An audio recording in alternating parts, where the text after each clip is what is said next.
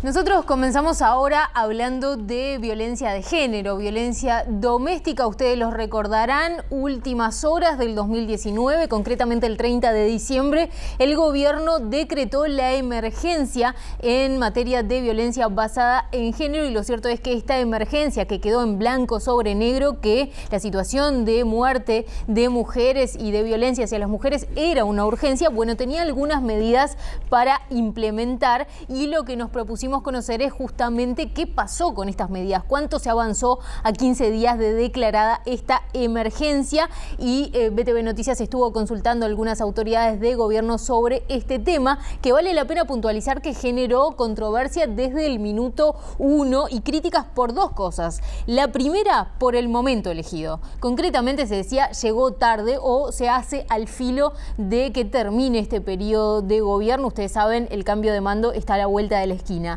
Y en segundo término, por su contenido, porque la crítica que vino tanto de actores vinculados al tema como también del gobierno entrante es que no tiene un tema fundamental, que es la financiación para que se ponga en funcionamiento la Ley Integral de Violencia Basada en Género. Vamos a repasar a continuación algunas de esas críticas que se escucharon en las horas siguientes a declarada la emergencia.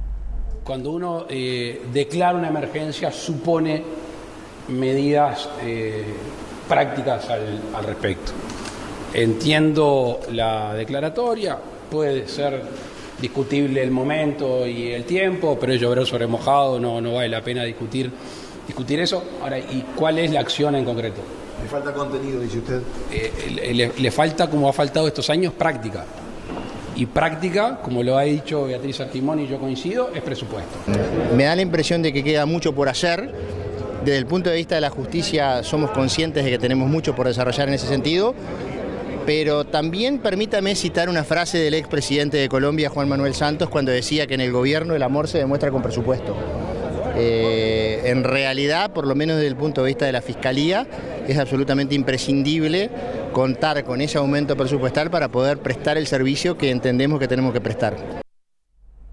Esas eran las críticas. Ahora les propongo conocer medida por medida de las que estaban incluidas en esta emergencia, en qué se ha avanzado en estos 15 días.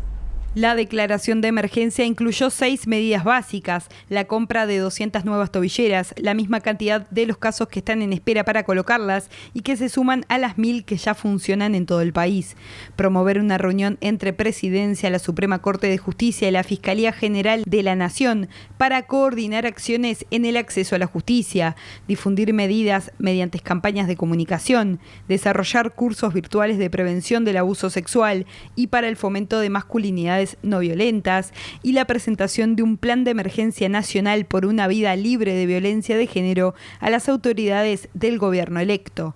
Sobre las tobilleras, las autoridades trabajan para que las 200 nuevas estén disponibles a finales de enero. En tanto, la reunión de Presidencia con el Poder Judicial y la Fiscalía todavía no ocurrió, y si bien se busca que sea en este mes, aún no tiene fecha. En estos días, lo que hubo fue contactos informales entre Presidencia, Fiscalía y el Ministerio del Interior para desarrollar un inventario de temas pendientes a resolver, explicó a BTV Noticias el prosecretario de la Presidencia, Juan Andrés Roballo. Por otra parte, el Plan de Emergencia Nacional sobre Violencia está pronto y se entrega este miércoles a las autoridades entrantes en el marco de una reunión de transición. Los cursos virtuales de masculinidades y prevención del abuso sexual los está diseñando InMujeres, que ahora evalúa la fecha en la que se llamarán a inscripciones. Mariela Mazzotti, directora de InMujeres, considera que estos cursos importan como acciones orientadas a la prevención de la violencia, indispensable para su combate. Por último, los cursos en cárceles ya tienen quien los dicte. Será la ONG Nada Crece a la Sombra, que trabaja en las cárceles de hombres y mujeres y que en diciembre amplió el convenio con el Estado para ocuparse del tema. Una puntualización que nos hacía hace instantes nada más Mariela Mazzotti de InMujeres. Ya están abiertas las inscripciones para el primer curso virtual sobre masculinidades dedicado a educadores de educación formal y no formal. Las inscripciones están hasta el 20 de enero. Los cursos se van a desarrollar en febrero, este primer curso, digamos. Después se van a hacer otros, son unas 45 horas que se acreditan de formación.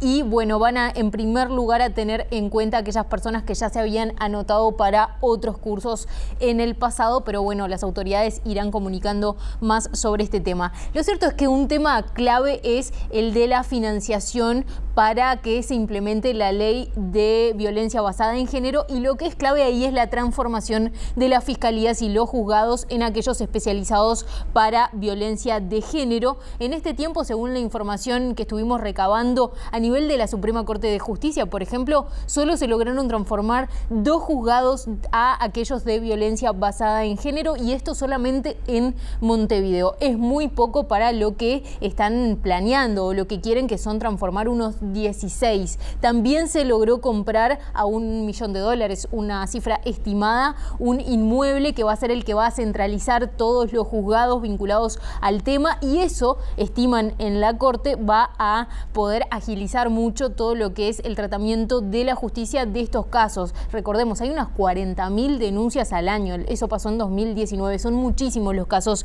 de violencia. Lo cierto es que falta mucho, y falta mucho más en el interior. Sí se tiene en cuenta que en el interior todo es más caro porque los juzgados, nos explicaban, están mucho más sobrecargados con temas de todo tipo. Entonces, transformar a aquellos vinculados a violencia basada en género todavía es empezar mucho más de cero y no de recursos ya existentes. Lo que sí se ha hecho hasta ahora es pasar las competencias de violencia de género a algunos juzgados del nuevo Código del Proceso Penal, que están un poco más alivianados en lo penal, y eso ha tenido buenos resultados en varios departamentos, eso según nos transmitían desde la Suprema Corte de Justicia. Y lo otro que sí hay que tener en cuenta es que este reclamo de más presupuesto de Fiscalía y de la Suprema Corte de Justicia es añejo, ya se ha hecho público en los últimos años desde que se aprobó la ley, pero también desde el gobierno lo cierto es que entienden que también hay otro tipo de medidas que, si efectivamente se quiere priorizar este tema, se podrían tomar sin necesidad de que aparezca tanto dinero, que en los hechos no hay. No estamos en un momento en el que haya exceso o sobrantes de dineros en el Estado, pero que con voluntad política, si realmente se quisiera priorizar este tema, se podrían haber tomado. Vamos a ver entonces cuáles son las prioridades que, cuando efectivamente se dé esta reunión entre el Gobierno, Suprema Corte y Fiscalía, se ponen en consideración. Otros apuntes más que valen la pena tener en cuenta: el gobierno entrante ya dijo que va a dar los recursos económicos para que la Ley Integral de Violencia Basada en Género se ponga en funcionamiento en su totalidad, y habrá que ver ahí qué cálculo tiene que hacer el gobierno entrante, porque también está en un momento de austeridad, según han declarado. Y en definitiva, lo cierto es que más allá de la emergencia, y por más que la ley esté vigente, se entiende que lo que puede hacer la diferencia es plata, es la financiación. Y lo cierto es que si se mira los datos de casos que han ocurrido desde que entró en vigencia la Ley Integral de Violencia Basada en Género a finales del 2017 y lo que pasó después, se da, como estamos viendo ahí en pantalla, que la cosa no ha cambiado demasiado, que los casos más o menos han ido algunos en crecimiento, pero la verdad es que la ley, sin este financiamiento y sin esta implementación, no ha tenido por el momento demasiados resultados.